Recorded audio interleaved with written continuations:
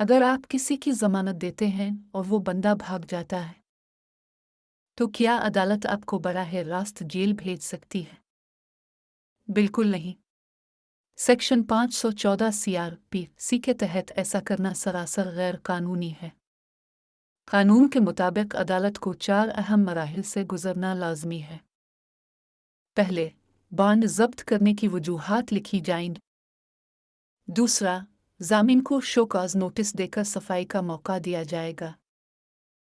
تیسرا، جرمانہ نہ دینے پر ضامن کی جائیداد ضبط اور نیلام کر کے رقم پوری کی جائے گی۔ سول قید صرف آخری راستہ ہے۔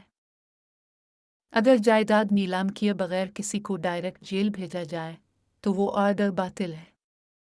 یہ عمل عین پاکستان کے آرٹیکل 4 اور منصفانہ ٹرائل کے آرٹیکل 10A کی کھلم کھلا خلاف ورزی ہے۔ جہاں قانون کسی کام کو خاص طریقے سے کرنے کا کہے، اسے ویسے ہی کرنا لازمی ہے۔ قانون سیکھیے، اپنے حقوق جانیے۔